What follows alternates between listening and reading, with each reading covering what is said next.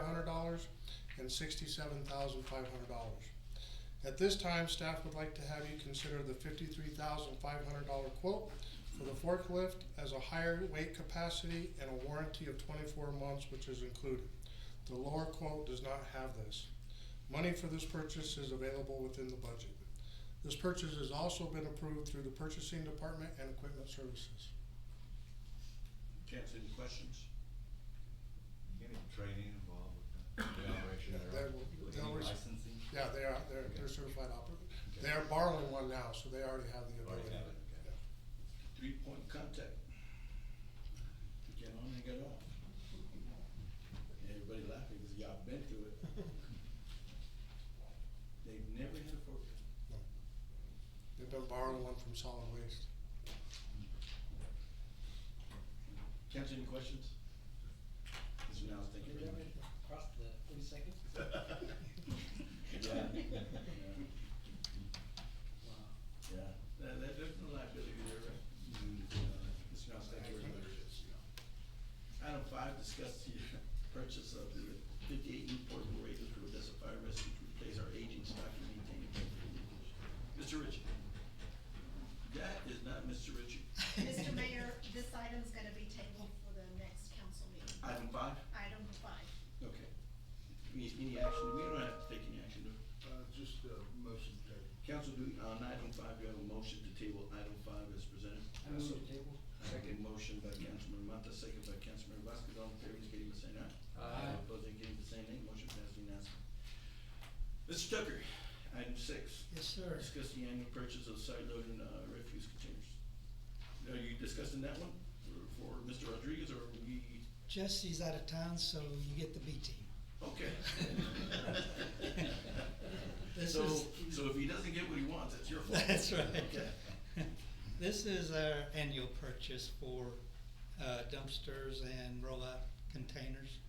We're purchasing 100 3-yard, 54-yard dumpsters and 1,200 rollouts, plus some additional lids for repair work, for a total of $274,287. Council, any questions on the container replacement? Would you repeat that amount, please? Yes, sir. $274 and $287. Thank you. Any other questions? That was pretty easy. Thank you very much, Mr. Tucker. Yes, sir. Discuss amending, we're gonna move on to item 7, discuss amending the chapter 10 development regulation, article 10-4-62. Assessment of the impact fee civil justice. Mr. Tucker. That one's also me. What we're doing here is an amendment to the impact fee ordinance to allow for automatic collection on annexed areas. Today, the way the ordinance is written, if an area annexes, it's not automatically annexed into the impact fee area.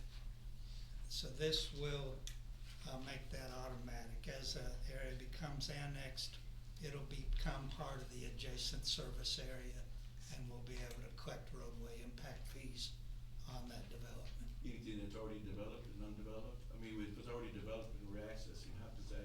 If it's already developed, there'll be no input or no fees. It'll just be for new development in the annexed area. Okay.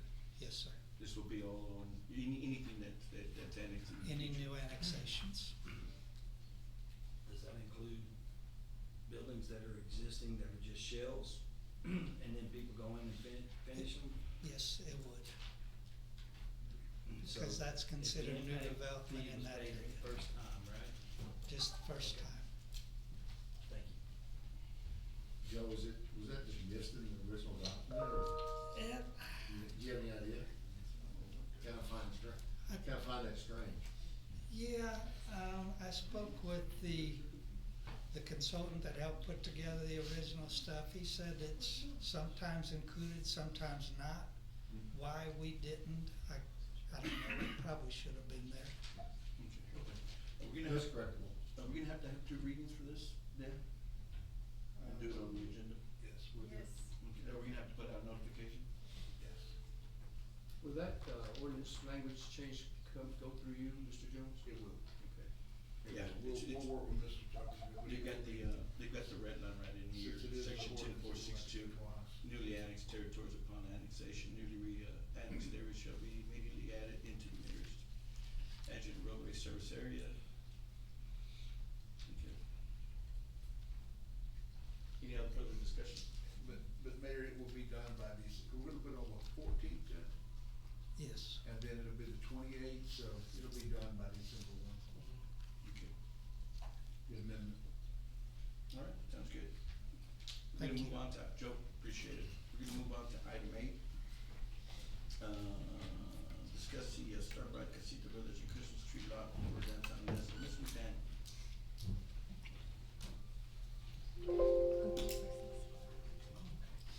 Monica just told me she wanted to join me. Yes. Oh no, it got closed out. Hold on 1 second. She owns sister stuff.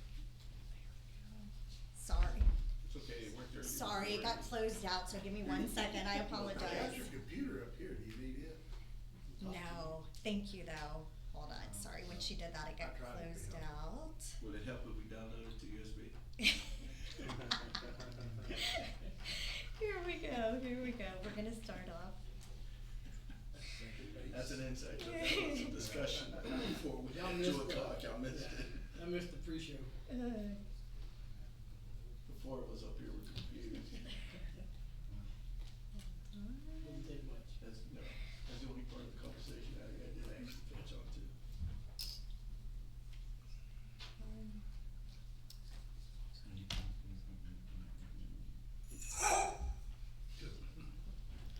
Okay, Honorable Mayor, council members, Mr. Beckmeyer, we are so excited. First of all, don't kill me. I know we haven't had Halloween or Thanksgiving yet.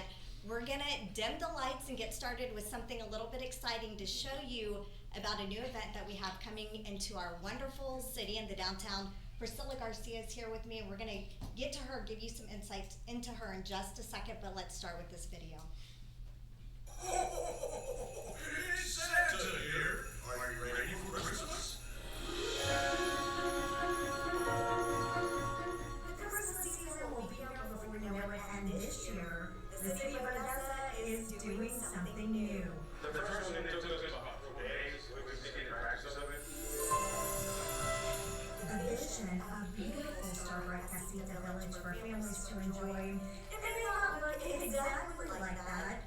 Here are the plans. It also includes a tree lot where Oregon Trail Trees will be selling fresh Christmas trees. This is the first time I've ever been doing this on my foot. In fact, Epi Gallivan has never done carpentry work until now. The first one took us about 4 days. We've taken the practice of it.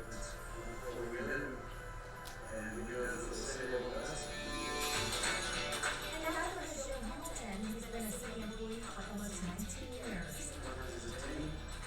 It's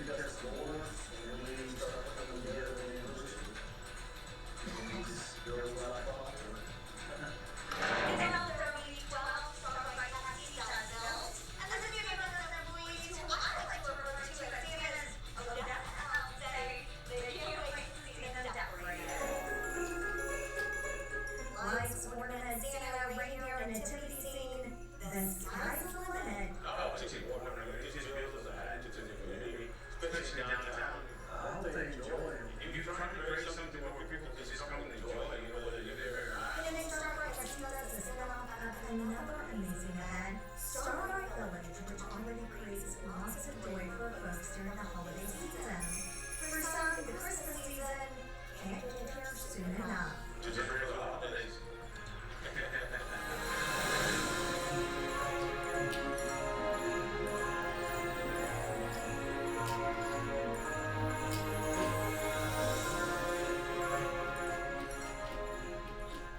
We hope that got y'all a little excited about what's to come. I know it's a little early, so let me pull up this presentation. Let's.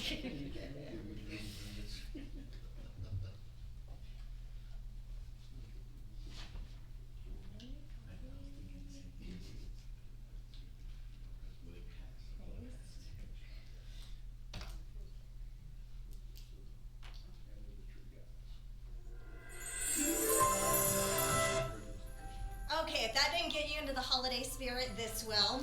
I have with me Priscilla Garcia, and just to give you a little background on her, hold on, let me turn this down. We met probably 6 or 7 months ago when I was out at a vendor market I happened to see. She was born and raised here. In fact, her 18-year-old son just became a firefighter for Odessa Fire Rescue. So we hit it off. I kept her in the back of my mind. This project came up, and we really teamed up, and she's going to tell you a little bit about some of this in our presentation. But Starbright Casitas. Everybody know what casitas means? Yes, little houses. So we're excited. It's a new addition to downtown Odessa. It's going to go along with Starbright Village. We're going to have, of course, the Parade of Lights, and a lot of folks are already excited about this. So let's show you a little bit of the presentation. Here is, oh goodness. Those are some of the dates that are proposed in the themes. It's going to start right after Thanksgiving. You can see it's going to take place for the most part 3 days a week, and there are different things to go along. It's proposed right now, so we're still trying to finalize some of those details, but it gives you some insight. So if you have a theme that you think would be good, we of course can change it. Those are just some of the ideas being thrown around. That is the plans right there. And you can see we're going to have the Oregon Trail trees. We're going to give you more specifics on that.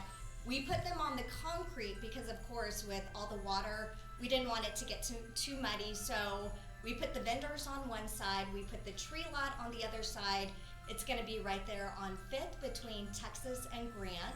And I'll send you all these links too, so you can take a closer look at this information, because I know it's a lot of information.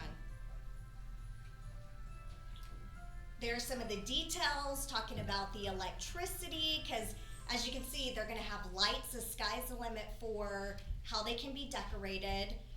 Those casitas are 8 by 8. We have more than 70 vendors. Priscilla's going to talk more about that.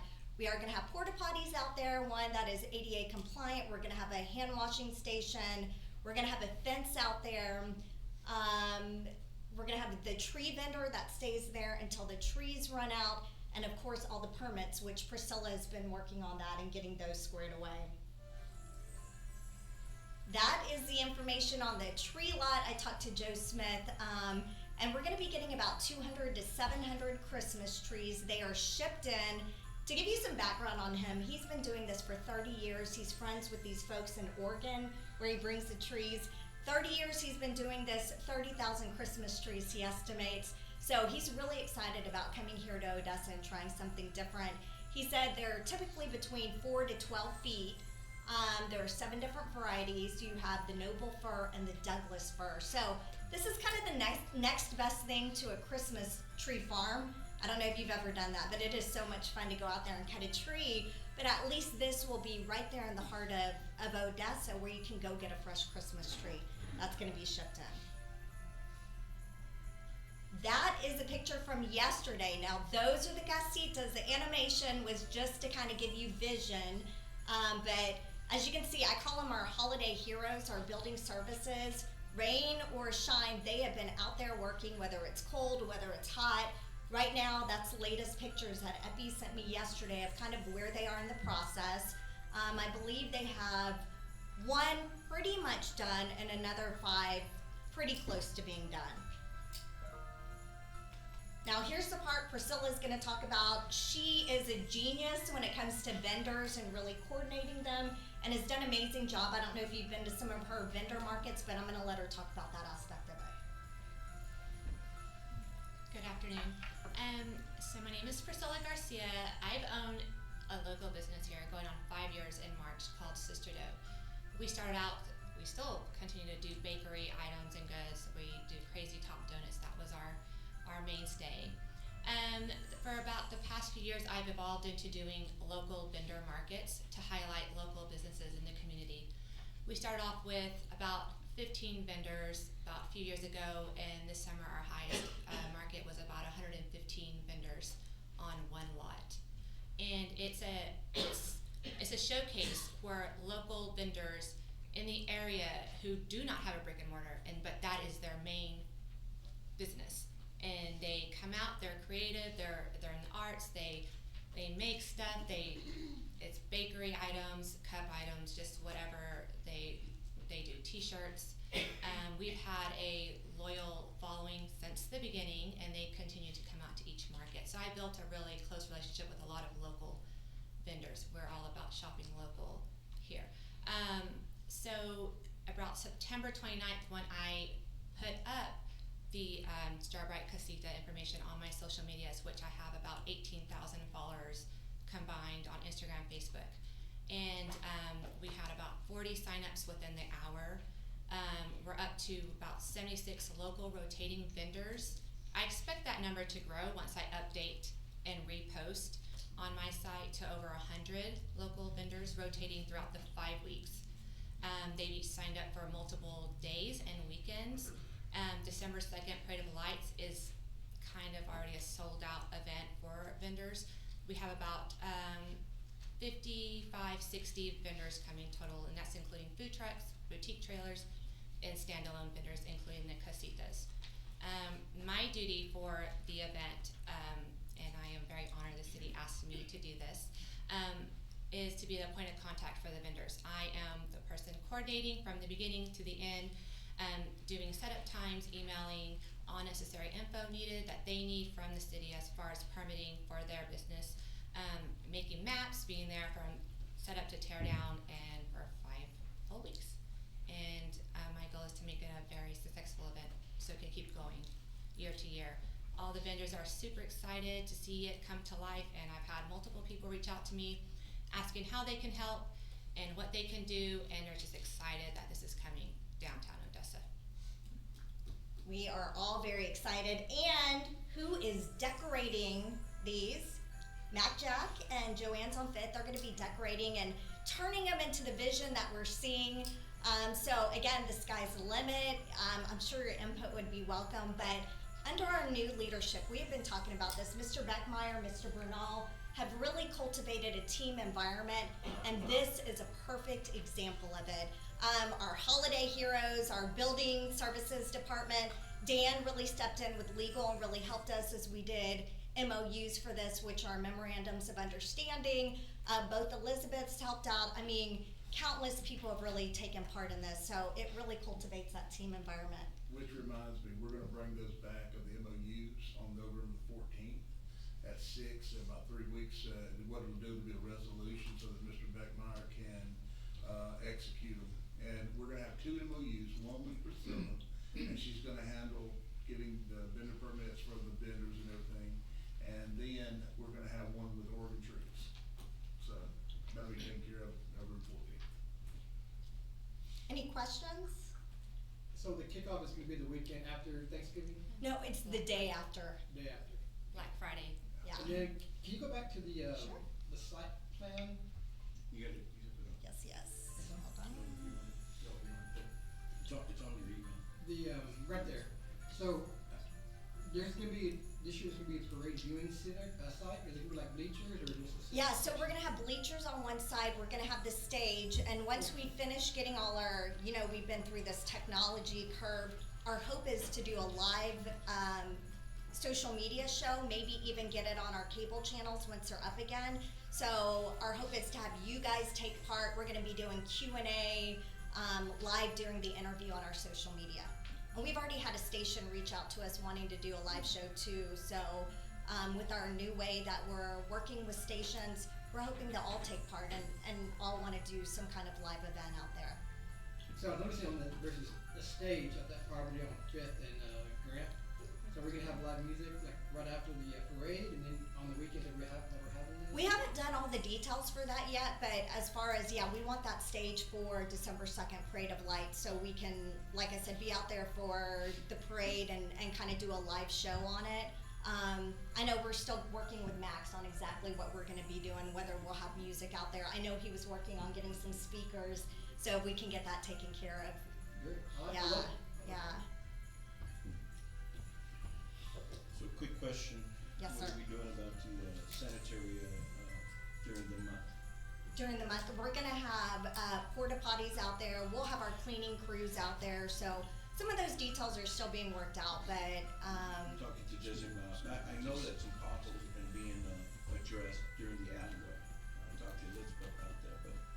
start thinking about, are we gonna have additional, containers, things of that nature? Yes, yes.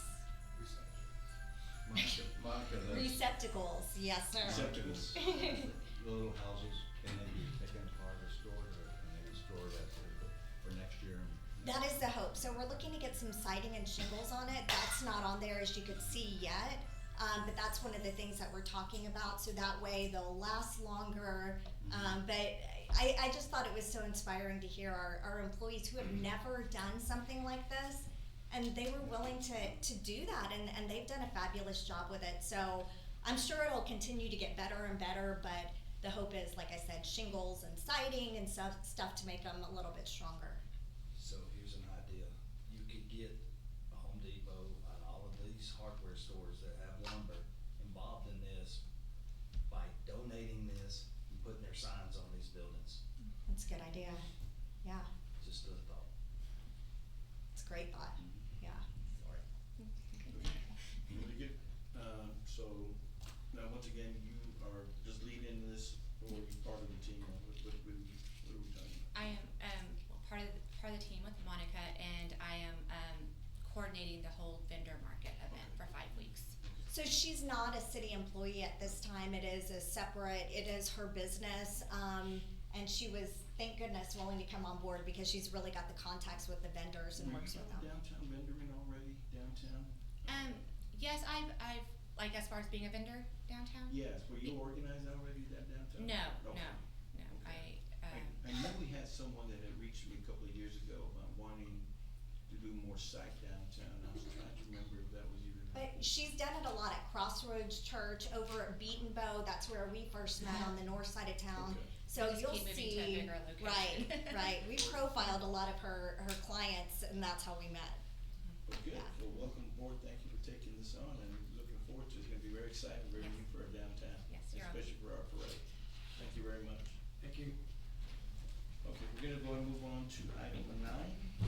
Discuss, placing no trespassing, no littering signs at the City of Odessa parks. Mr. Reyes.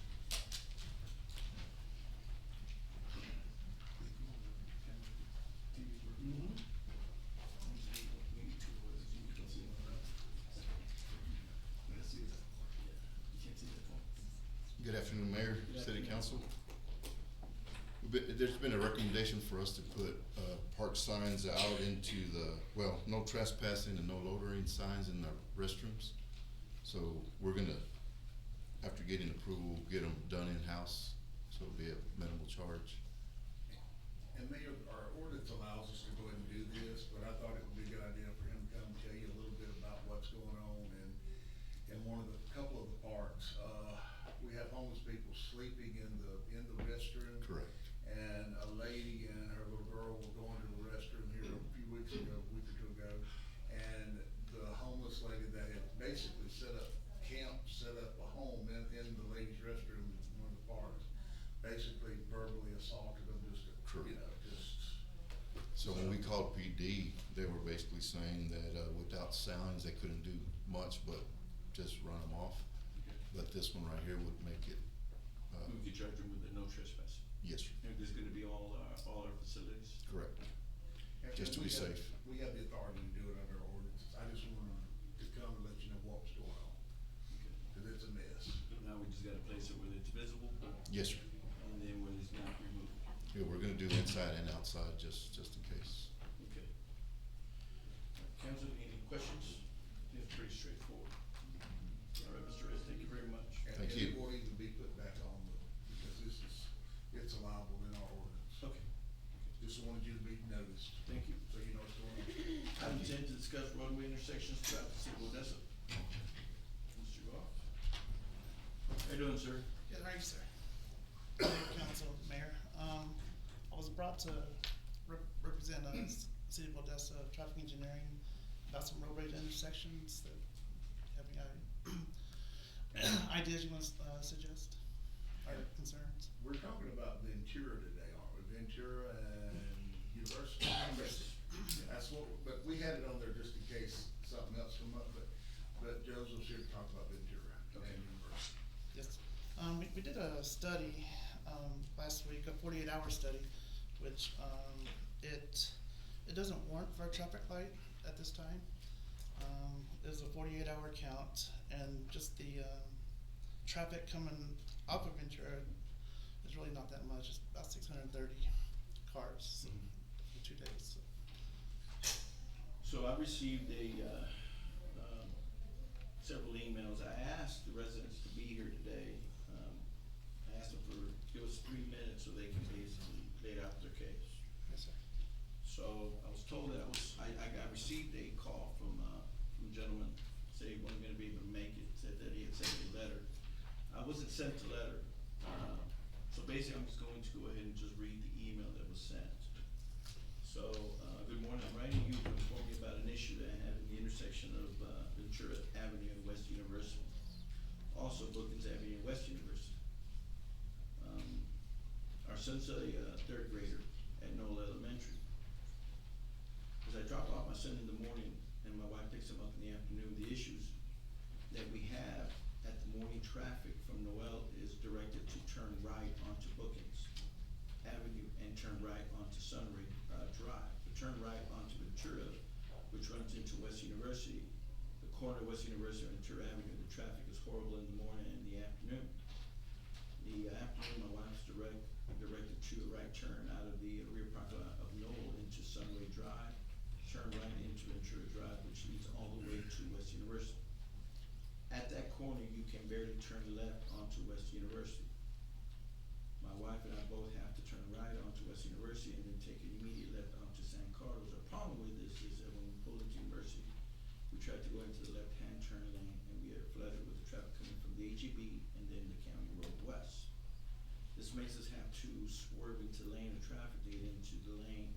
There's also a problem on Brookings, and there's also been an accident in the intersection this year. I believe that the only solution to the problem is to place a traffic light intersection of Brookings and Avenue, West University, Ventura, West University. So I'm trying to imagine and trying to picture what it is that he's talking about. Yes.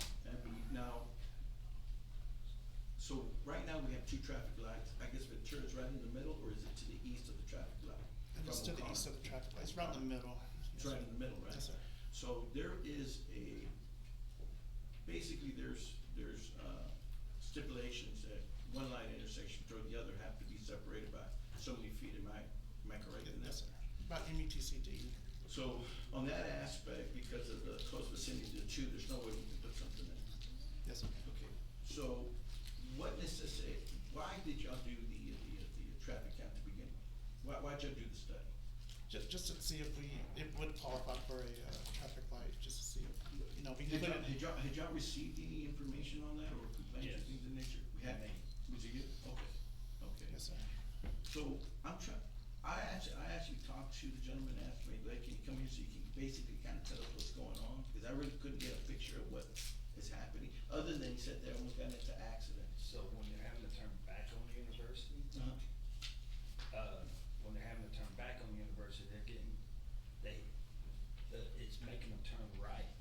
So they're having to go back into the traffic and then immediately cross to get into the other lane to turn to go back to the left, to go back to their house. Okay. So in other words, they're going rights, and then they have to do lefts to go back home. And so there's so much traffic there in the mornings and stuff. I don't know if you've been down University in the mornings, but both lanes of traffic are usually pretty good down through there until after 9 o'clock. After 9. So it's either, post somebody out there to stop traffic where they could get into the turning lane, or do something out there, because they've already had one wreck, and this is what they're caught in this. In the mornings, it's the same way. They're having to take left to get into the school, because I guess does the school system control our roads, or do we control our roads? We control the roads. Okay. So is there a reason why they have to take a right and a right and a right to get out of there?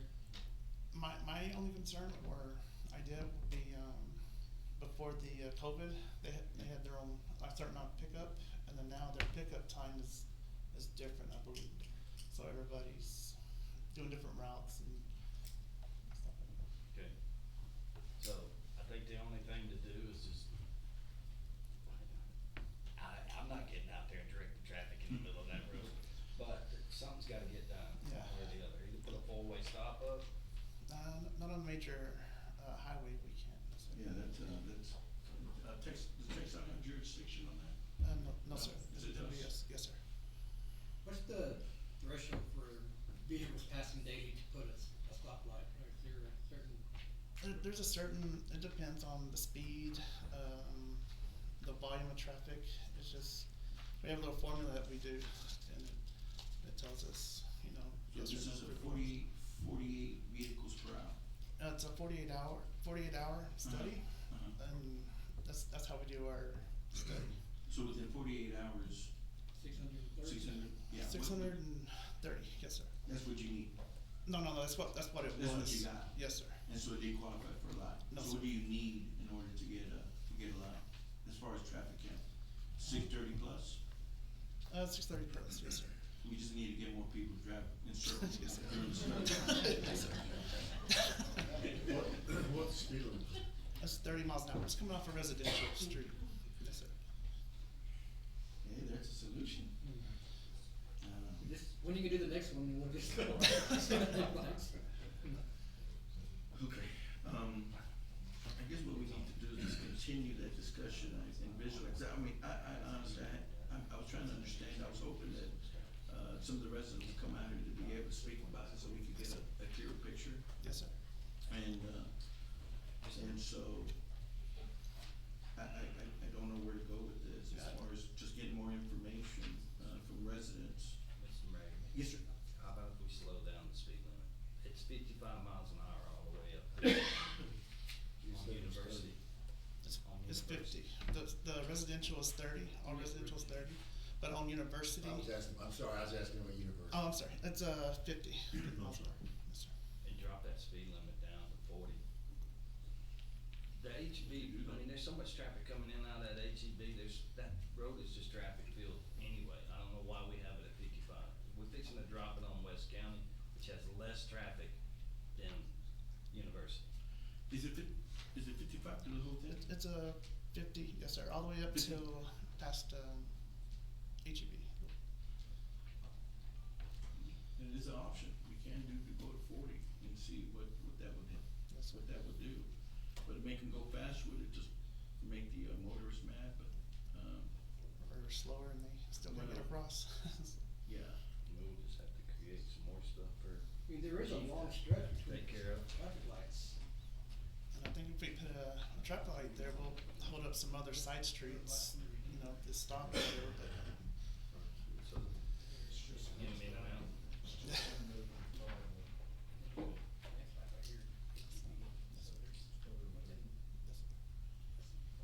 So we have, yeah, so Councilman Alonso, we have a light at Lola Drive, right?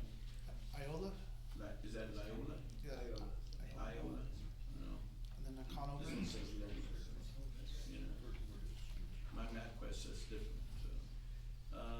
Then we have the other one on Colorado. Yes, sir. Now I see where Bookings is, yeah, there's no way you can put a light or a stop sign there.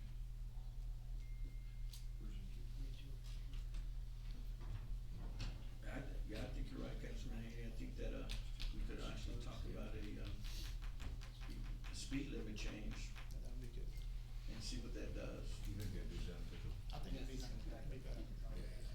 It's a suggestion, Suggestions. it's like a stop sign. Yes, sir. What do we have to do as far as, considering a speed limit sign? Well, we would just have to amend the ordinance, but just, I was gonna ask you, is there anything, any reason why you would not want to lower it or keep it the same, anything? I think previously we tried to lower it, but it didn't really, Has it been lowered before? no, sir. Not in my, 20 years here, so. When you say it was tried to be lowered, what do you? I think we, Was it discussed? it was discussed, but nothing ever became about it. Never was actually Yes. voted on. Yes, sir. Is there any studies that you need to do before, We can use this study, I mean, or whatever, if we need to. what would you recommend that we do? If it's I would come down 10. 10 would be good. So down to 40? 40. Okay. Well, then we can put that on the agenda for the 14th and at 6 P.M. and then have a vote on it. Let's do that, let's put out some information on the city website that the council's considering, lowering the, speed limit in this intersection from 50 to 40. And, really would like to, see, citizens, show up for this. And Mayor, if I may, Joe, I know the answer, but this is not state road, right? No, sir. Yeah. I already knew the answer, but we had I to was say under, it. I was under the impression it was state road, I had told that to, the citizen. But I did tell them that the concern of putting a light intersection with the close proximity. I knew Bookings was close, but I didn't know it was that close. I said, I don't know if that's even possible. But speed limit, I definitely go, all right, let's go that way. Yes, sir. Council, any other discussion on this item? All right, thank you very much, sir. Thank you. Joe, you'll come see me on that. We move on to item 11, discuss renewing industrial district. Mr. Jones. Mayor, I have Trey Crutcher here, and I just, Trey's back there just dying to come on down. Oh, sure. And, so what we've got, this is the Odessa Country Club IDA.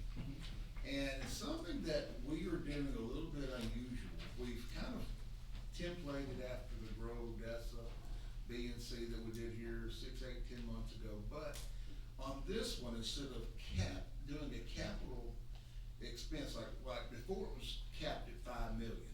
Yes. So even if the country club had a $20 million piece of property, $20 million, building out there, whatever, it was only capped at 5 million. So we have negotiated with Trey and Mr. Holman, and what we've come down to is that we're gonna let Ector County and Midland, the assistance districts, pick and choose. So if 1 year, correct me if I'm wrong, Trey, but if 1 year it's worth $50 million, then that's what they will pay in fees in lieu of taxes. And another year, if it's worth only 10 million, well, that's what they will pay in fees in lieu of taxes.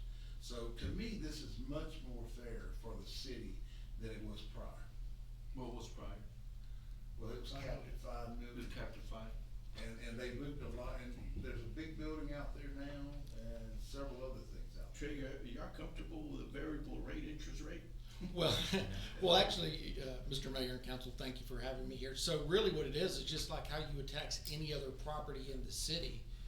ECAD, in this case, there's 3 properties that are ECAD, 3 properties are MCAD. Some's in Midland County, some's in Ector County.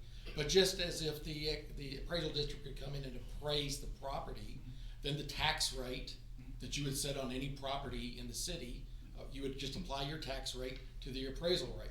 And that's all this is. Essentially, we've created an industrial district that kind of gives everybody the best of both worlds. The city is allowed to collect property taxes from the country club by including the country club in this industrial district. And the country club still remains outside of the city.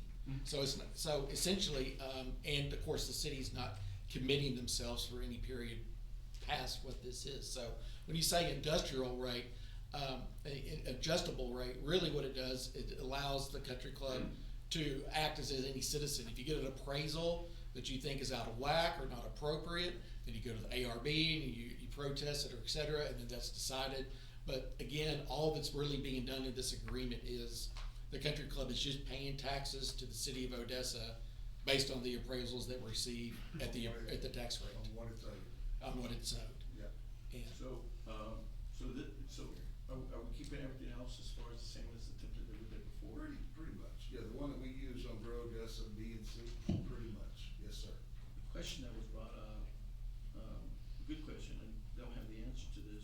So, in the past, we found prior that, Karen McCord had an agreement that she was processing this. Right. Is there anything like that in place with MCAT? No, usually what Karen McCord has done is that we pay her about $3,000 a year, and what she does is she actually collects it from the property owner. She's actually doing the collection, or she's just sending out the notification? That's what I understood, she was only Well, sending out the notification. My understanding, she's actually collecting. She actually does, she sends out the notification. So we're still in that agreement? I believe we are. Because one of the discussions that we had here is that if that's the case, because when we talked to the Ector County Appraisal District, we're the only taxing entity that has that in place. Right. 2, Karen McCord wanted to get out of it, I think in the fees minimum, because She's the only one who knew the system. She now lives in Waco. Yes, whereas in Waco. So, from what, spending so much time on this, so the tax list comes out, she notifies those that are within the tax community for the Fees and lieu taxes. And I think that everybody that's within the industrial districts are paying the fees. I think in lieu of property tax, the Right. fees are real close, Right. so everybody is. Everybody's paying, Yeah, from everybody's my paying. knowledge. Yeah. But now. The question was, and I think we had a big discussion about this, that when properties change and things of that nature, are the transfers being made? That we found out that's been an issue, that's lagged. Two, the other one is that the appraisal district doesn't have any teeth in case that something goes into default, nobody's paying it. That the appraisal district does not have any teeth to be able to initiate for them to come current because it was being handled to Mr. Gord. And because it was a third party, then there was no way to do that. I know we corrected that in the last attempt. Right. And so I guess my question is that we continue that or we? No, we've taken, B and C from the Okay. Rodessa, we've incorporated into this. Is what Okay. we've done. So the only thing we're changing here is gonna be The valuation. Evaluation of the capital. Instead of it being capped at 5 million, it could be 50 million next year, it could be 10 million the following. Man, he's got it going up and down. If it goes to 50 million, we may consider selling, I'm not sure. That's pretty high. Mr. President, we spend a lot of time at the county Yeah. protesting this. Yes. But Mayor, as far as Ms. McCord goes, she's still helping us collect on that. In fact, we paid her, I think, 2 or 3 weeks ago. But anyway, she's still helping us on those that we have, that are still active. So, Mr. Pritchard? yes, sir. Explain the part that you mentioned about, or maybe it was you, Dan, about the city of Odessa and then Midland County. Okay, so as many of y'all may know, the Odessa Country Club straddles the Midland County, Ector County line, and so, obviously, the properties to the west, there's 3 properties that are assessed by ECAD, and to the east, there are 4 properties in this industrial district that are assessed by MCAD. So, the way the agreement reads is that, of course, MCAD will assess the values on the MCAD properties, and ECAD will assess the values on the ECAD properties. And the Odessa Country Club will just pay taxes at the city tax rate based on the valuation of those properties. And the valuations, there's no ceiling, there's no floor, because a different entity, the appraisal districts are in charge of setting obviously the valuations. So, all this does is just, the agreement is pretty straightforward. It just allows the country club to pay the city taxes for city services, water, sewer, garbage. And previously, it was capped at $5 million, so, and I'm going way up and down, but if they had $25 million building property out there, it was capped at 5 million. This is much fairer for the city. So MCAT doesn't collect their part of their fees, right? That's why I wanted to the city, right, of Odessa? Well, the city of Odessa would collect city taxes on these 7 properties.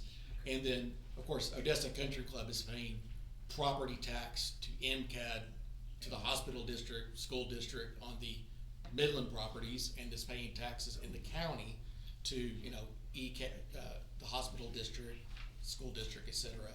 So the only issue here is that since the country club is not in the city of Odessa, it's not paying any city taxes. And so this just allows, basically the parties to operate as if the country club is in the city, paying city taxes, but not actually be in the city. Everybody clear? Well, just so everybody knows, that line runs from, where the old country club building was, there was a Pinkies on the corner, many, many years ago, Highway 80.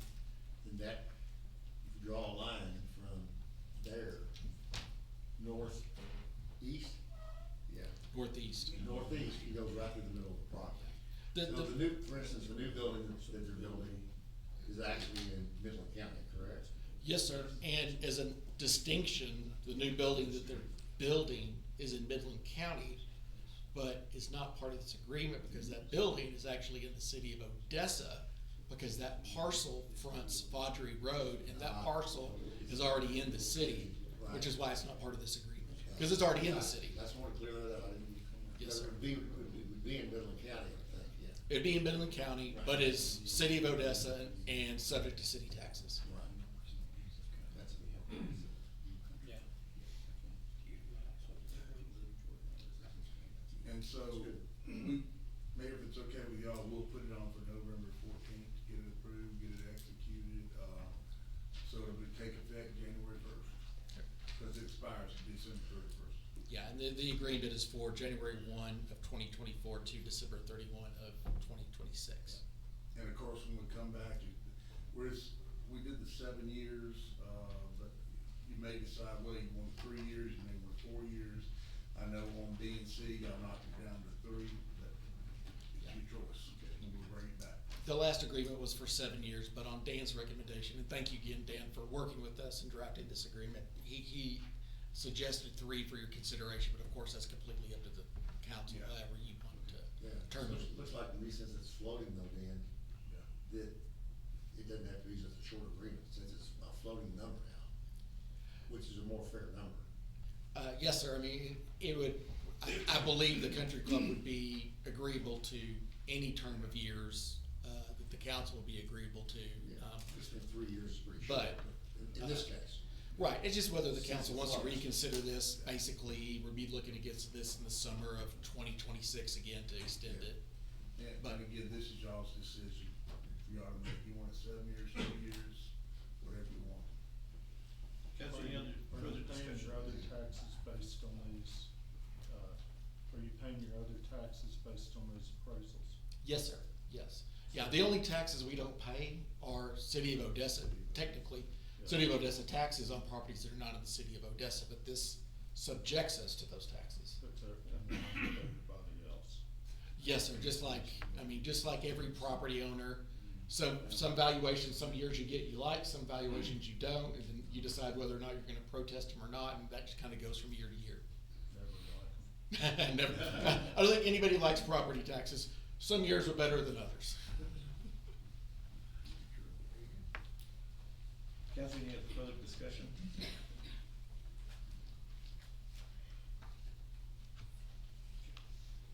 Spent a lot of time on this the first time. Yeah, we did. Okay. All right, sounds good, thank you, Mayor, sir. Thank you, Judge, appreciate your time. We're gonna move on to item 13, discuss the art piece at Floyd Run Park created by Randy Walker. Mr. Jones. Mayor, I think we're gonna do number 12. Um, Amend the Parks I and Playground marked it out. section for Kent. I made a executive decision here. Discuss the amendment, chapter 1 of the City of Odessa Code for Ordinances entitled General Provision. Mr. Jones. And Mayor, I'll ask, Mr. Reyes to come back up. What this is we will amend, what we're having is homeless folks wanting to sleep in our parks. And I think Noel Plaza is one of them that we're having trouble with, Yes, so ma'am. we'll be amending this so that we can better take care of that. Plus, we'll also be looking at, putting signs up and going from there. We're gonna be doing the no trespassing signs there, what are we doing there? Yes, sir, because what they're doing right now is they're camping out, they're putting up hammocks, We've been doing that for quite some time. yes, sir, they're running people off of the parks, so we're just trying to make it safe for everybody that's gonna wanna participate on any kind of activities downtown. Maybe lunches during their off times or whatever. And Max, correct me if I'm wrong, but it seems like, as before, it's the homeless people that are running, people that are just trying to come through there with a kid. Correct. Trying to walk through there, whatever, they're the ones that are aggressive and trying to run just everyday citizens off, for lack of a better term. I was over there on Sunday, they're having some services, and, so as I started walking around where the grasses are. Yes, sir. I can see that they're all flattened down underneath it, which told me that they're probably sleeping there, aren't they? They are. Right behind the bushes there, you can, on a daily basis, you can go by there and see, sleeping bags, covers, people laid out. Yeah. I So it's- noticed, the trash that increase, like Yes, sir. confetti or something like that on there. And then they've been pretty dirty out there, Yeah, in all well, phases of we have that. cycles, we clean up and it comes back. Yes, sir. And so, been having services and they've been feeding some of the homeless on the weekend, so it looks like Correct. someone decided to stay. Yes, sir. And so, it's that time of year where we're getting a rotation. They've been feeding on a daily basis. Really? Yes, sir. And so, of course, they kind of all come in, You run have everybody off. nonprofit feeding every day, There's a church that goes by. and every day. Yes, sir. And then sometimes they come from the senior center across the street. Uh-huh. They also filter into the library. I don't know what their complaints are, if any. Wow, we're gonna have to address that, so. Yes, sir. Yeah, because that's. So by feeding them, I mean, of course, they're gonna keep on coming back. Yeah, we're gonna I have to. agree on address feeding them, that. but We weren't aware that was happening every day. yes, sir. I know we had conceded to, we could do it on Saturday morning, and there was another on Sunday morning, but then it knows every day. Yes, sir. That's gonna. And they cause- gather, they that's know gonna when it's cause a little coming, and problem. we were gonna set up for an event one time, and they all came in and they were asking me if they were gonna run everybody off because they were expecting the food to show up.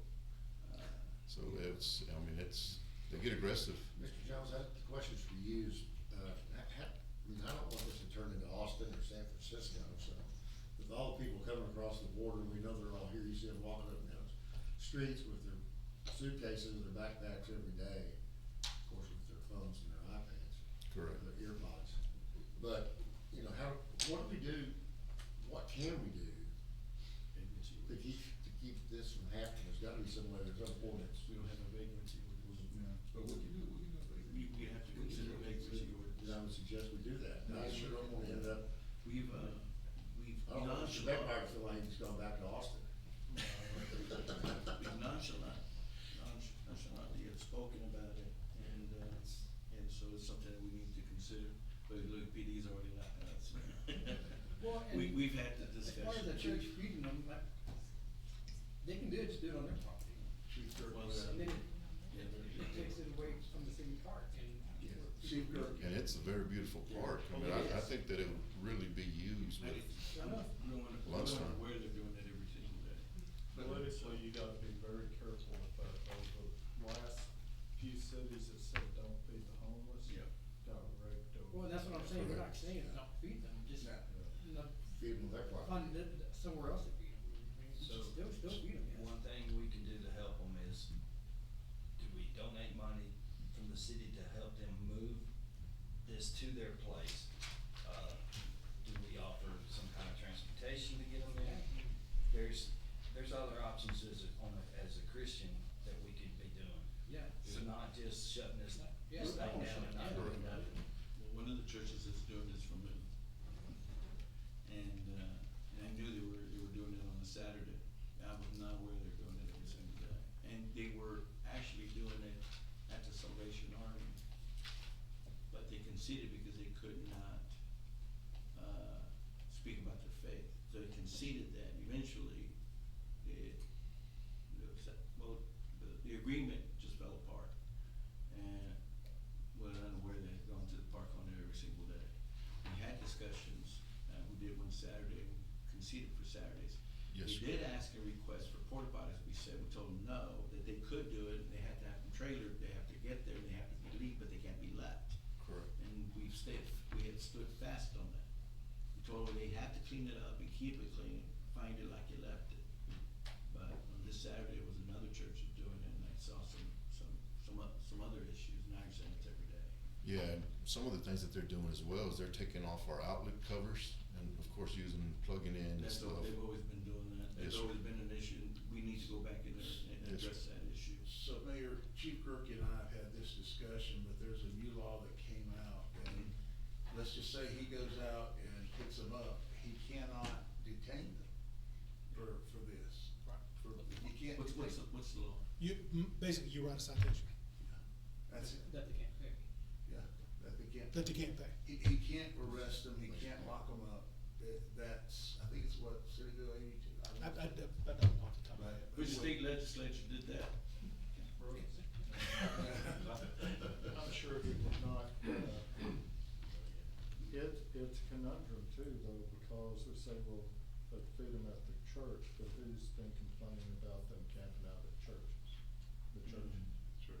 get into this deal, it's tough, we do need a vacancy. Yeah.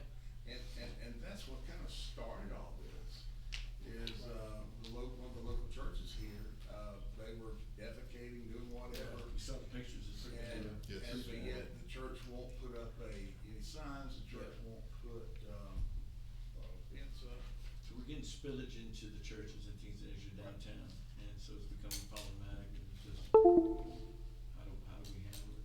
So, well, first of all, I'll call the church, talk to them, and we'll address the issue, the cleanliness, and, And to us, that's our busiest site. Yeah. I mean, we have some people out at Sherwood camping out in front of the pool, under the awning. I mean, they're, so we're seeing an increase. yes, sir. And they're getting comfortable, cause I mean, they're putting out hammocks downtown. From the chief's standpoint, it's the same problem every city has. Okay, if you take and you say they can't be here, where do you put them? You go to another park, you go down the street, but they're just gonna walk right by. It's, where do you go if you say you can't be somewhere? It's hard. I don't have good answers. Yes, sir. Well, let's just take the action that we're taking with, no trespassing, the camping, and then, we'll talk to I know that one particular, well, I do know two of the churches that are doing it, I'll talk to them. And then, I know we had talked about the vagrancy, but if we do a vacancy, you can't detain or remove it, what's the point? It has no teeth. And, yeah, it's just a ticketing, you're just issuing, but no one's gonna show up. Right. Max, you said that they're feeding them every day, but we're not sure if it's the same church that had permission to do it on Saturdays. No, sir. But there's somebody feeding them every day. Correct. I went, the other day and there was a guy that actually was walking in a walker and he had a big old bag and he was just handing stuff out. And I approached him and he said he was a retired guy, just wanted to feed the homeless. Okay. So that's. But they're getting fed every day. I'll reach out and I'll talk to him. One of them is Mr. Pastor Galindo out of Midland. I talked to Mr. Galindo, and the story that he gave me is that one of the guys that used to be out there came into some money. Whether it's true or not, I don't know, but he was trying to build some kind of facility on the outskirts of town to where he could take everybody with him. Yes, I've spoken to a couple, they've been trying to identify a piece of property, they think they have found one. The Yes, one was an old lodge, but I haven't talked to him quite sometimes, so I don't know where they're at. He is trying to build a facility, kind of a compound to do that. Yes, sir. Midland actually has a facility down there south of the interstate, we visited with Pastor Galindo. And when I spoke to this organization, they're getting a lot of money from the foundations out of Midland, some of the old companies. And they'll give them donation, but they've given them limits.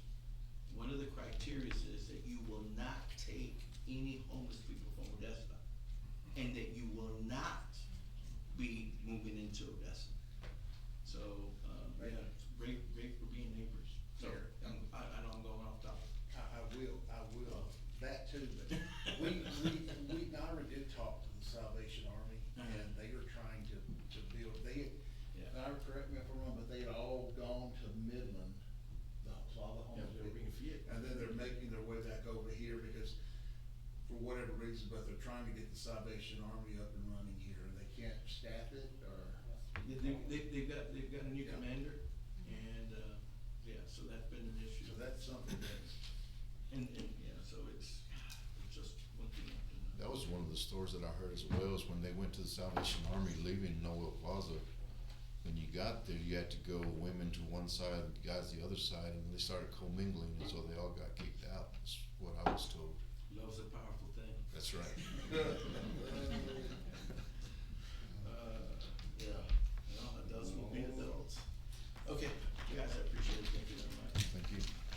Seeing that there's no more business before, we do No, have. no, hang on, number 13, hang on. We still got several more to go. Okay, the art piece, discuss the art piece that Floyd Wayne created. Okay, so, yeah, so you, okay, we're gonna Item 13, discuss it. yeah. And so, Mayor, we have, so, I have Mr. Ham here, he's here, and he could probably help us walk through this. I think we've paid them $40,000 thus far. And I think that they're saying that we give them an additional 40,000, is what we're doing. But I don't, but I'm not really for sure about all the details and everything as far as, but if you read the contract. Is the contract in here? Yes, there is. But if you look at you may not have the attachment A, but if you look at attachment A, it looks like that Mr. Walker was gonna create the foundations and formations and all of that, so, anyway, I may be completely wrong, but. Yes, sir, this piece, Mr. Mayor, council members, this piece was, commissioned at the beginning of the Floyd Gwynn project as part of the Percent for Art. Mr. Walker was selected by or recommended by the Public Art Advisory Board. It was approved by council. Half of the cost was sent as a deposit. Mr. Walker fabricated the piece in several conversations with the former Parks Director. As part of the refurbishment of Floyd Gwynn, he had committed Parks to do the foundation because they were going to be pouring concrete anyway. And so that was, the Parks had given us a verbal commitment to go ahead and install the foundation as part of the overall Floyd Gwynn refurbishment. Mr. Walker has now finished the piece and is ready to install it and will not be paid until the piece is installed. And all that we're waiting for is a foundation. And so there's a little bit of confusion because it was a former administration that made those commitments verbally. And so we're just kind of at a standstill waiting for some direction. Randy, do we have any emails from the former Parks Director to Randy Walker saying that? No, that was all verbal. It was in 2 Zoom meetings that we had in discussing the placement of the piece. Okay. So who was in that Zoom meeting? When did the Zoom meeting take place? I'll have to go back and look at my records, but Mr. Walker, Mr. Patton, and myself had several meetings, and I believe Kelly Cook was in a couple of those as well. But this piece is ready to be installed, and the art piece itself is We finished. understand that we got the call, so let's go back to the verbal commitment. So what was exactly verbally committed by the former director, and was it to Mr. Walker? And you and Kelly Cook witnessed the commitment? Yes, sir. We discussed what it was going to take to pour the foundation, and to my knowledge, Mr. Patton said, well, we're pouring that concrete anyway, we can pour the foundation at the same time. What was Mr. Cook's response to that? I do not recall. That's unfortunate. Let me ask this question legally. It's a verbal commitment made by a former employee that's no longer employed for the city of Odessa. What does that bind the city to be able to complete the foundation for an additional 40,000? If it ain't in writing, it didn't happen. Okay. So where does this leave the city of Odessa? We have 40,000 been paid. Yeah. It was a verbal commitment by an employee no longer who is in the city of Odessa. Right. And so Mr. Walker's, from this verbal commitment, that was witnessed by 3 other people, that is ready to go and had no instructions. He called the city of Odessa, or called and spoke to management and says, I haven't been able to get a hold of Mr. Patton yourself, and that he has a piece in his possession and hasn't been able to reach anybody. And so 40,000 have been paid.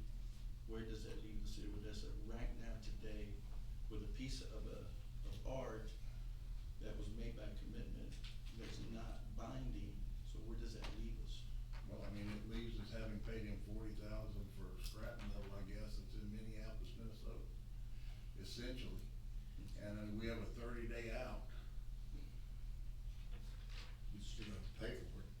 A 30-day out. We have a 30-day, Can you explain that, the 30-day out? Yeah, you gotta explain that to me. You can terminate the agreement with 30 days written notice, is what the termination is on So that. does he keep, cause we only pay the artist 40,000. Right. Would he keep that 40,000 for the work that he's done, and but we won't have to pay the additional? Well, I mean, that I don't know sitting here. He may sue us and want the other 40. That I don't know. Well, have you reviewed the contract?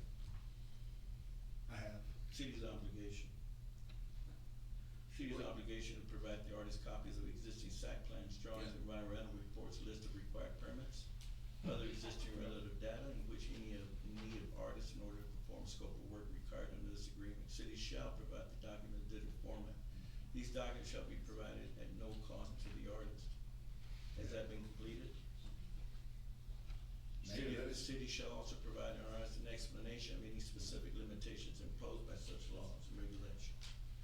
Artwork is approved. The city also responsible to determine any permits requiring connection to the construction. The city shall also responsible for landscaping, lighting, and other light design, artwork, signage, and prepare for the site installation of the artwork. The city shall complete the site preparation for the scheduled installation date, shall contact artists and inform them of any delays. The city shall notify artists in a timely manner of the material changes to the project and will work in good faith in order to mitigate any negative. So, Mr. Ham, do you happen to have by any chance, a picture of the art piece that, Mr. Walker? Yes, sir. If you give me 1 second, I believe I have. It's in the packet. So it looks like, I would say, drill welding. Yeah, these are metal rods. With like wings on the top of it. Yeah, the pieces, formations, and it's meant to give the impression of birds in flight. Like Sand Hill Crane and. Yes, sir. Something else. So here's my question, Councilman. That project was funded, it was obligation, correct? I mean, the whole park renovation. Right. And if I remember correctly, that came in under budget, correct?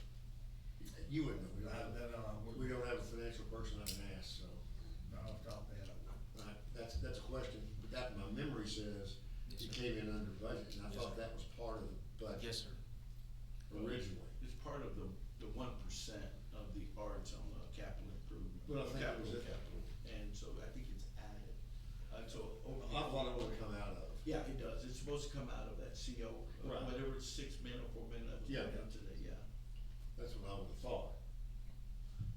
And like I said, I don't know if it's under budget, it may be, I That's- don't know. But if that project's under budget and the money's there, then I don't see what the problem is, but we don't need another lawsuit. I'd rather pay that than pay a bunch of lawyers. My opinion. Well, nobody says anybody's suing. Well, but that's what Dan just said, we could be. We could be. But we don't know, I mean, we can always be sued. So, we didn't pour any concrete, we didn't run any electricity to this area. So, this thing could wind up being $100,000 project before it's all said and done just for this. Just to put lights on this thing? Well, the lights that are put out there are not even working. Copy. The lights on the trail don't work. The irrigation's a mess. Really? Now, yes. Those lights on that trail, not one of them work, and never have worked. The irrigation's a mess. There's That's all no I'm lights. saying. And then we wind up getting this whole deal, about 80,000, right in here, fees of 80,000 describing attachment A. Mayor. Yes, sir. Maybe Mr. Bernal could shed some light on this, y'all went out there and looked at it? We need some sunlight. Sunlight's the best disinfectant. We need some disinfectant on this. Come on up here, Mr. Bernal. Well, my bigger concern then with people with irrigation and the lights, because the contractor obviously. Well, look, Mr. Rez is getting a little excited over this. Let me tell you, this will take these guys have briefed this, and every time that we sit down, they come up with another issue that's on. Sorry, first I've heard of that, Mayor, so, I'm sorry, I maybe. No, That I'm would be, just- that would be another. That's a whole nother meeting. Well, that makes it Yeah, not a budget. that's a whole nother agenda. After you finish under budget, you have nothing that works. Mayor, what I'd like to do is have Mr. Bernal kind of fill you in what is done and how the situation. Go ahead. So, as far as the electricity, all they did was run the conduit, and Any wire? no wire. And to top it off, we don't even know if it's the correct depth. So, we know it's there. The general direction that the conduit is headed to, but there's nothing there. That explains it. So we'd have to dig it up again. We'd have to redig it up. And the thickness of the pad. And the thickness of the, well, yeah, I think it's way under, budgeted as far as our calculations. Aside It's from gonna exceed. the asphalt pad that dirt was just thrown on top of it? There's nothing there Yes. that'll work for this. Was that done in-house by our people or subcontracted outside? It was the contractors. Can we hold them responsible legally? Well, it's Onyx, they got a pretty big business here, so they should be out there fixing all of this. Yeah, I mean, that's a lawsuit you could discuss. So the pad was poured, or this? The pad is not poured. Okay, that's what I'm trying to figure out. No, they poured the concrete around the pad, which was supposed to be part of the plaza, that's in the design. But the actual pad has to be 8 inches thick to be able to sustain the weight of those, Which ain't gonna happen, there's no way. My opinion is, we do $30 and we have a $40,000 loss, because the pad's not there, but whatever was supposed to be done, did not get done. I mean, they ran conduit for the lights, installed the light fixture, then run the wire. Man, where the hell was the oversight on this? And so, every time I hear something about this park, How big, it's how big is that worse. pad supposed to be for this, 25 by 30 or 40. Is it 40? Is it 25 by 40? 25 by 40. So what we could do is get somebody to give us a bid on finishing that pad, see what it's gonna cost. If it costs too much, then no. Where does the money come from? That's what I said, so get somebody to bid on it, tell us what they would charge us to do all of this. Well, that's an RFP, that's, that's a process. Yeah, so, you know what, let's do this, yeah, I think with Mr. Thompson, let's add it onto the agenda. We'll do that. On the work session, and then just have a real detailed discussion about. You want the whole park, the whole Floyd Gwynn? Yeah. if you also need to know how. Everybody how much on the conduit council is- needs to be aware to the Yeah, full because extent it's- of what we know today. And we can get, of, it's a mess. Right. If it ain't, it'll do when one gets here. Yeah. Cause the obvious avenue that Yeah. strikes me on the whole thing, It's a mess. go back to contractor. Yeah, it's a mess. So we can put that on for the 14th. Discuss the whole Floyd Gwynn, discuss whole Floyd Gwynn. You can't receive it. Yeah. We'll just carry this over, we'll continue this discussion another time, we'll do that on the 14th. When did we find out about the conduit? We didn't have no idea about that. We're gonna move on to, item 14, discuss renewal and rec tax. C Industrial District, Mr. Jones. So, Mayor, this is another one of our IDAs that's coming up. And of course, we're using essentially what, was done with, I believe with BNC for Grow Odessa. And, this is with Mr. Fowler for Reds Tech, and I don't know if he's here today.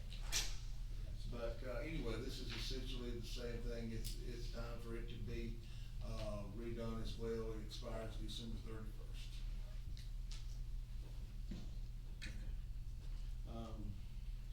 Council, any questions on this? So how's this being written? Is it being, Well, I'm waiting for him to send the red lines back. yeah, but I was just fixing to say, So, you know, I kinda like the way we did the country clubs, because with the flooding like that, you know, it's, Well, these new ones shouldn't have any kind of limits on it, right? no, It they're should not. just be- that's my whole point. It should just be They're not. whatever they appraise value They're of the not. property. They're not? They're not, no. That was my question. Thank No, you. we're not, you know, we represent the city, so we're gonna make sure that it's taken care of. You know, but I like that floating. Yeah, me too. I mean, it's fair to everybody. Yeah. Any other questions, council? And we're just waiting for the, return on for the red line. Yeah, that's what we're doing. We'll move on to item 15, discuss the, designation of Industrial District Parksville Industrial District, Mr. Jones. Okay, so Mayor, Council, this is just a simple discussion, about, this would be north of the proposed sports complex. an IDA up there, and of course, all the IDAs have to be outside the city limits. They have to be in our ETJ, our extraterritorial jurisdiction. And of course, that is by Texas Local Government Code, section 42.044, that we would actually create this IDA with Mr. Bell. And we met with him last night, and I sent him a couple of the corrections today that we made, and then he is going to send that, his attorneys are gonna look at it, send it back to us. So this is something that we will be probably, if not the 14th, probably the 28th. And this should be north of Amy Road. Yes, sir. Yes. It will be north of Amy Road. Yeah, that's what. And it will be, it'll be warehouses, whatever, Whatever he wants here. whatever he wants. Any other questions? Item 16, discuss the proceeding of the permit of Dawson Geophysical Company to conduct a 3D geophysical survey. Arvad. Good afternoon, Mayor and Council. Good afternoon, Mayor, sir. so I've got Steve Posick here, and he's gonna help you, Vaughn, because this is some real good news. I think all of you will get a kick out of this. Well, yeah, I was curious when I saw Dawson doing the geophysical, and so, okay, what? All right, let's go ahead on that. We're drilling on our land now, so. Well, yeah, we're doing seismic, what are we doing seismic for, so we discovered oil. Okay, this item is to discuss proceeding to permit Dawson Geophysical Company to conduct a 3D geophysical survey on city land and rights of way. The survey pinpoints where reservoirs of natural resources are located. It is proposed to use approximately 176 miles of city streets and 875 acres of surface land owned by the city. The city of Odessa will negotiate a fee from Dawson Geophysical Company for use of the city land and rights of way. Should council wish to proceed, we will bring back to you at the November 14th City Council regular meeting a resolution supporting the request for permission and temporary right-of-way license for seismographic survey executed by the city manager will be required. And we have Nick Mendoza and Eddie Gonzalez representing Dawson Geophysical Company today, and we would like to invite them to speak a little more in detail regarding the 3D geophysical survey.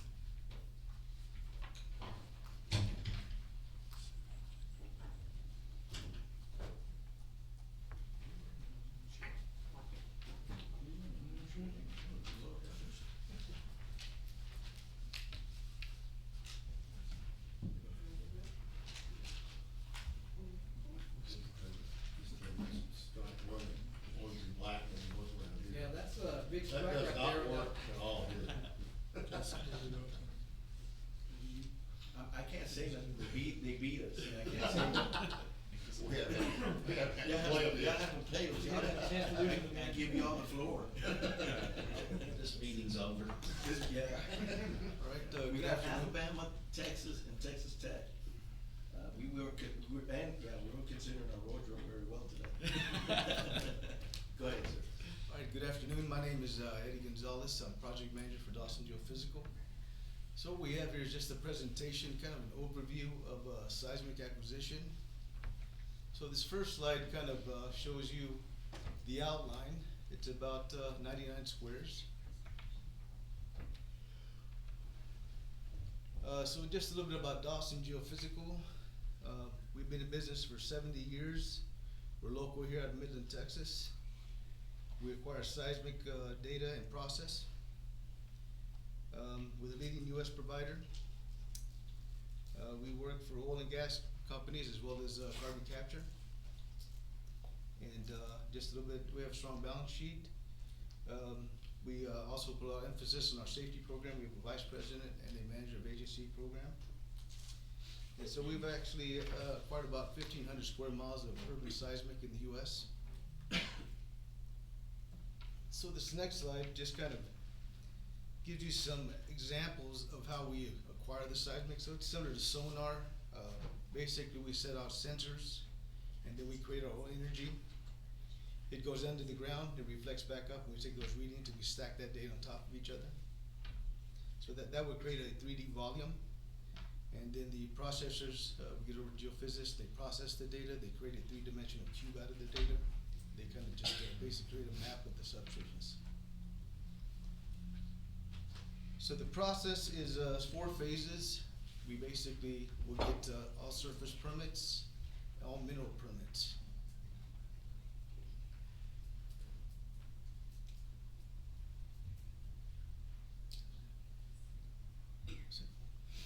So once we get our permits in place, we will go out and do a hazard survey.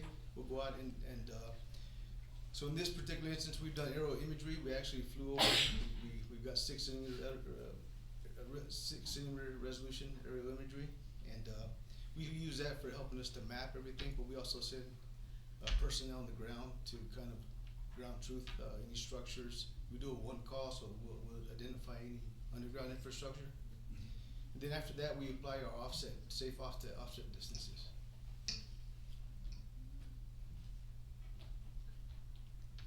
Okay, the 4th phase is the acquisition, the recording. This is where we come out and we will lay out receivers, listening devices, and I'll show you some pictures here in just a minute. And we use vibrators, vibrator buggies that actually vibrate the ground. And so we're able to control the vibration, the bandwidth, the frequency bandwidth.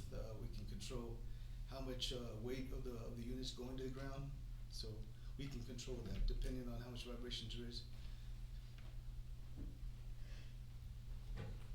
So we just finished up a project just south of here, and what we do is we put out some flyers and just kind of a brief explanation of what's going to happen, and then we also put a number, so if someone wants to call in, then we can kind of discuss that with them.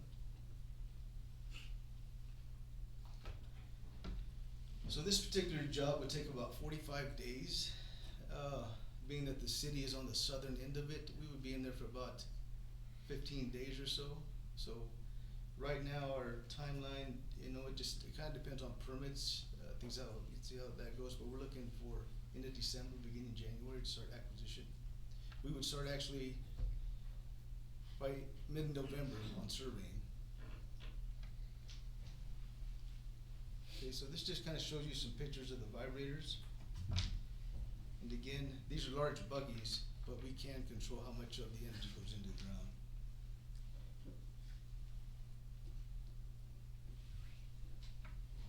So if you look at the bottom left-hand picture, that kind of shows you a receiver station. It's a box, battery, and 3 geophones. They're not connected to each other.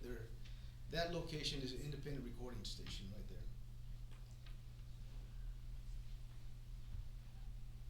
So how is damage mitigated? So we go out and we do peak particle velocity studies.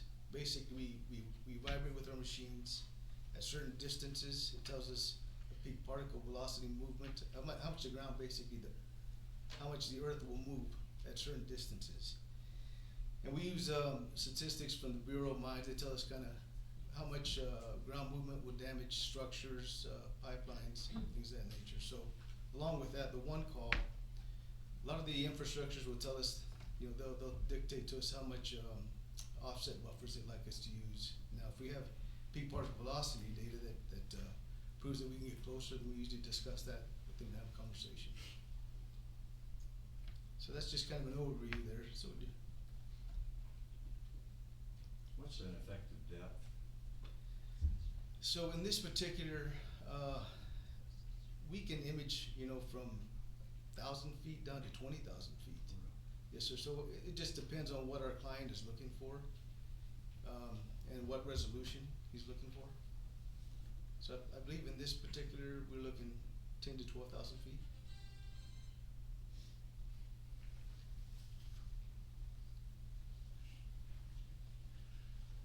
Okay, is that it? Yes, sir. Okay, let me ask some questions.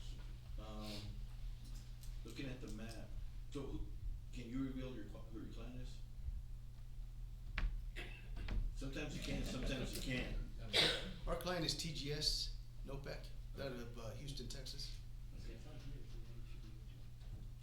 Well, the question is that, if I'm looking at it right, you got Township 41 Township. Everybody looks at your map, if you look at your map,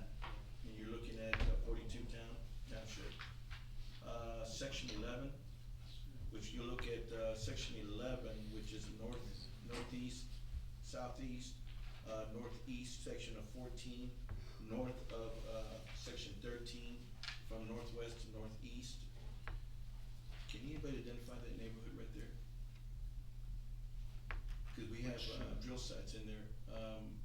The client looking as there is, natural resources down there at any depth. My question is, what do we have in place as far as, active drill sites within city limits, outside in the ETJ? Because, I mean, that's right smack in, from here, I cannot identify what that neighborhood is. I think this would be a good place to have Mr. Posey talk to us. I agree. I'm sorry to interrupt, but You're right, Steve, Councilman. Because if we Mr. come down- Jones and I have met with Steve. We've been approached by several. Mhm. Okay. And it's, we won't be using the drill sites. Okay, that's all. That's what, That's that's what question. you want to know. Okay. And Steve can explain So everything. drill sites is not gonna be in play. I seen some of the other shells in here that's being, assessed, which is quite a bit. If I may make a suggestion, Mayor? Go ahead, sir. There is some context that I believe I can give yourself and the city council that may help guide the questioning. If you'd like me to give that now, I'd be happy to. Mr. Mendoza and Mr. Gonzalez know far more about the technical side of this than I ever will. I could not tell you what peak particle velocity is or what it means, but from a risk mitigation standpoint and from a future production standpoint, I might be able to give you some color. That's what it meant, it's just from the production side on the future. The seismic is very uninvasive. I've worked alongside with, Dawson Geophysical, with some of the clients that I worked with at Shell. They did the, Delaware Basin, they did that whole section west of, on 302 for Pioneer and some other companies down there. So very familiar with that company. We've actually worked on the same, on some of the same properties, back from 2010 to 2020, 21, that was with, contracting with several, survey companies out of the Midland area. So my question is here is if we're winding, seeing some of these sites that are being looked at. For seismic. Yeah, for the seismic. Right. So you guys are just doing the whole general area for the client, right? Yes, sir. Okay.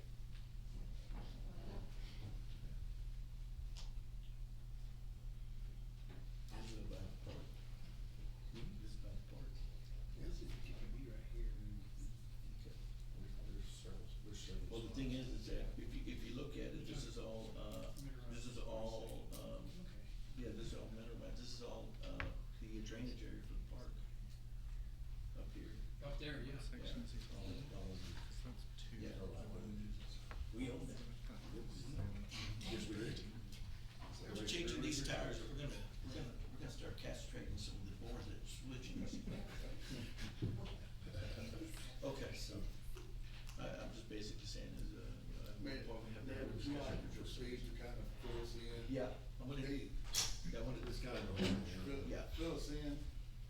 Carlos, Nick, don't go too far. When I stick my foot in my mouth, I'll be looking to y'all to help me answer some questions. I think that one of the pieces of information, one of the talking points that you all will want for your constituents and for your discussions internally is really the big picture on this. So, oil and gas production moving west from Midland. There's a point of view at most of the major operators that the Wolfcamp A, B, and C interval is somewhere between 8,000 and 12,000 feet deep under the ground. That they pinch as they go into the city of Odessa, and the interval gets too small to actually shoot a lateral well through and create a productive well bore. The operators I've talked to believe you need about 150 foot of Wolfcamp to put a really good well, really good 2,000 barrel a day oil well into. And they think that there's risk once you get into the city of Odessa, that it pinches off and there's not enough room to put the well in. I don't know, because I don't know who has been contracted by TGS. TGS is obviously Dawson's client. We don't know who's behind TGS.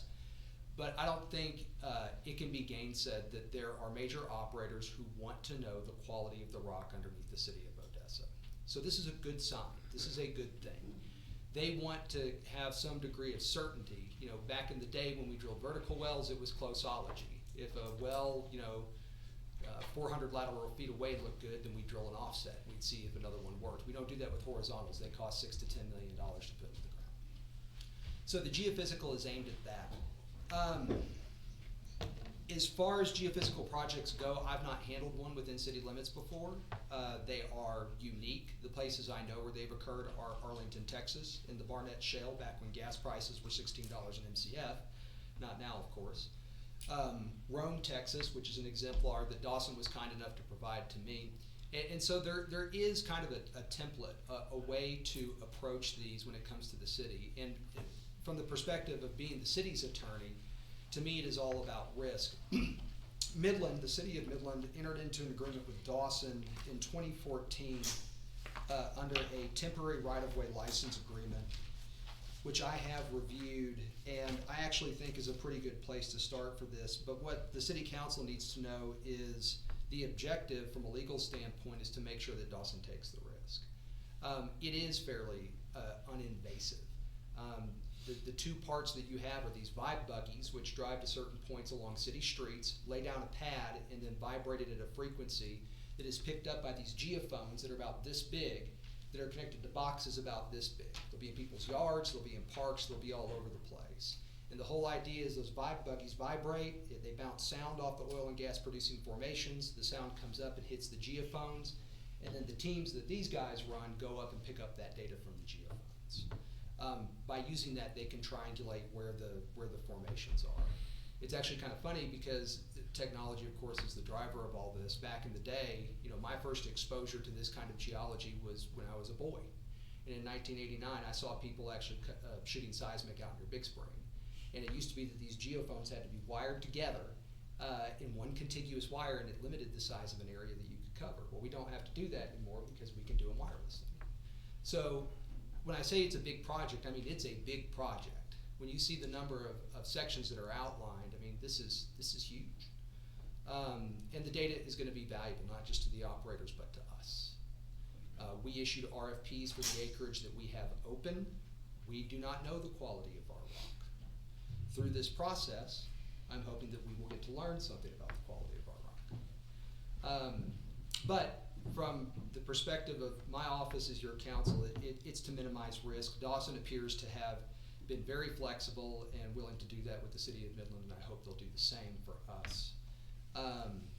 We're not doing this from scratch. We have a way to do it. Of course, it's not a procurement issue. It doesn't fall under Chapter 252 of the Texas Local Government Code. We are getting something. We're giving a license. We actually have an antiquated provision in our city regs that applies. I don't think it's going to apply here, and I'm taking the position it does not, because this is horizontal wells. Those regs, those regs were not written for this kind of work. It's very unique.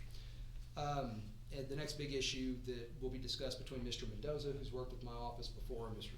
Gonzalez, will be compensation terms, which we can get started on so long as the city council believes this is something advisable and that we should pursue. And Mayor, of course, Steve we already have an engagement letter with him on some other items we're working on, oil and gas, and so he can perform right up under that engagement letter without any issue. Okay. And that is my intent, Mayor and City Council, if that's okay with you. That sounds good. Let's go find the minerals down here. So the plan is, whatever, just so everybody knows, looks like what, Steve, south of I-20? Say it again, Mr. Thompson. South of I-20 is where they're looking to come underneath the city somewhere. We know that there are operators. I don't want to say too much in open council because it's protected information, but yes, we know in that area that there are people who want to have surface hole locations there. And of course, the idea is that you would run 2 or 3 miles north or 2 or 3 miles south from that location to drill your laterals. Yeah, everything goes north and south, right? Yes. Pretty much. Unless you're from Canada, they try to do east and west. They won't hear that long. I've seen some goofy stuff near Van Horn in Culberson County where they go any which This was down in Sonora zone. Okay, yeah. They were like east and west. Yeah, they weren't here long. You really want to do that? Well, they did. They spent the year here and they lost it. It happens when you go the wrong way. So Mayor, the plan is that Steve's gonna negotiate with these guys, and then we're gonna bring something back to you on the 14th, That- 28th.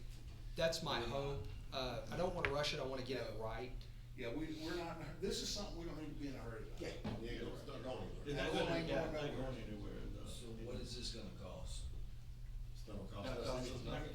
Nothing? Nothing. It'll be a Well, yeah, net there's a profit. chance, a chance to make as much money as business. Yeah. They usually are approved. They will actually pay, We're also gonna pay us. We're actually getting paid on this deal, and then if there's a client out here that sees something favorable, then that's a whole different discussion after that. Yeah.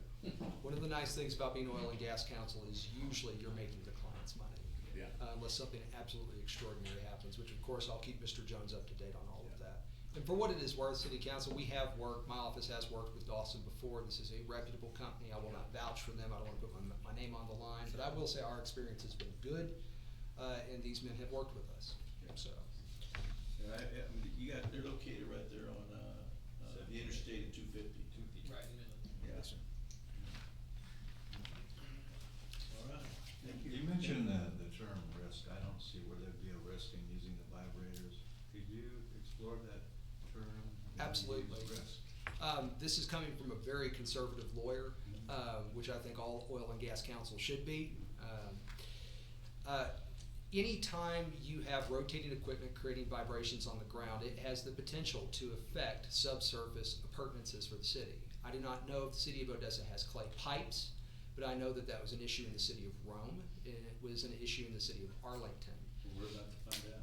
Well, we are, and there are ways to mitigate that. The first place is in the agreement that we strike with Dawson Geophysical. We want them to bear that risk because they are the ones getting the benefit.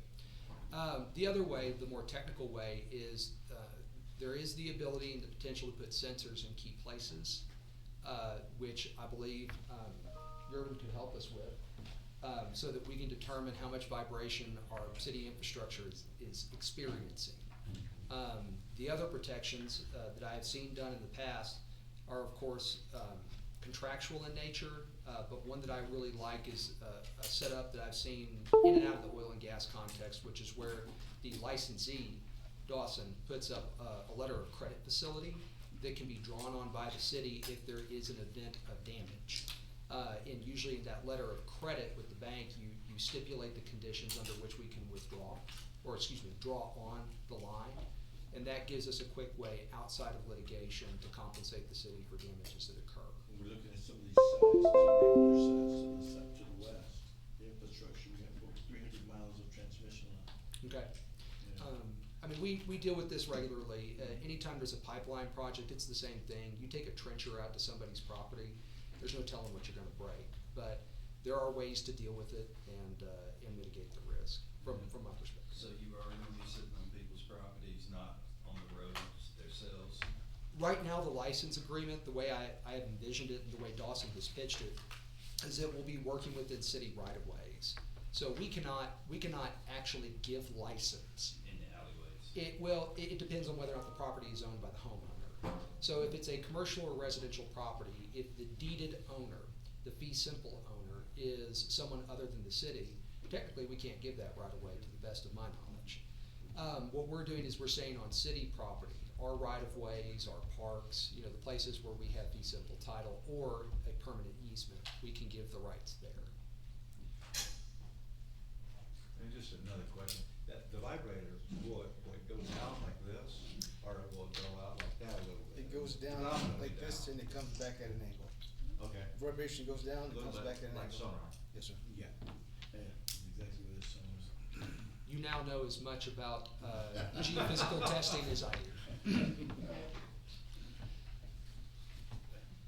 Captain, any other questions? Thank you, gentlemen. Appreciate it. Thank you. Item 17, discuss burning inside the city limits. Councilmember Hing? So, back on Monday of this week, we had a business out here that was burning, that was causing a breathing problem, even for me, even just riding by it, inside the city limits. Don't know what they were burning. I know we sent, somebody from the city out there to go check, see what they were burning, so, did anybody get a report back on this? Did Omar go down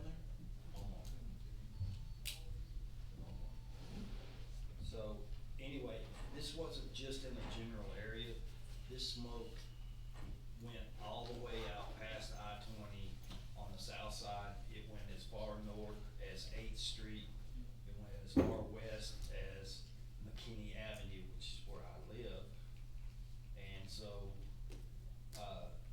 this was causing breathing problems, runny eyes, sneezing, and, This was Friday. Friday. And the duration, how long did that last? I sat out there for 20, 30 minutes out there on the side of the road, and it was not dissipating. So I had to go to work there. But anyway, what I'm getting at is, guys, whatever they were burning inside the city limit was causing breathing problems. Around that area where they were at, in this area, there's at least 5,000-6,000 homes there, which, were affected by this. This is a big time card. Yeah. I sent y'all images of that. This was. Yeah, I remember seeing that. marked on RC. John, I can't hear you. I'm sorry, this is that big tire fire. Oh, okay. It was Friday, and yeah, it messed up the whole city. Don't we have an ordinance banning? We do, basically it's 13-4, 13-4-11, basically, it's unlawful to burn any garbage or rubbish in the city. Councilman Haney has talked about actually increasing that. What I would like to do is talk with Chief Cotton and figure out what we could increase it to. I know this is tires, and I think the guy was drunk or got fired or something other. Yeah, he was arrested for DWI and arson. Yeah, it wasn't somebody burning No, refuse it or was trash not. or anything, it was. No, sir. It's a crime. Retaliation. Yes, for being terminated. So Councilman Haney, wants to try to add something in, then we could work something with Chief Cotton, we could come up with something. So we got, in the oil field, you have chemicals, you have all kinds of stuff here, and people think that they can just burn this off. If it spills, they think they can burn it off, they start fires and burn it off that way. What they don't realize is the toxicity coming off of these chemicals cause breathing problems around the area, around different stuff. The one thing I got is too, we have pipe that's got plastic coating around it, so when people are burning this off to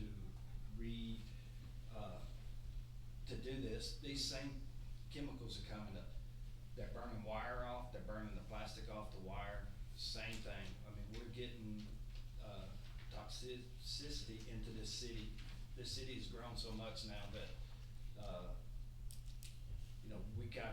they've gotta get something under grip, because all it's gonna take is one time when a whole neighborhood can't breathe and we're overrun at the hospitals and the fire department's overrun with emergencies.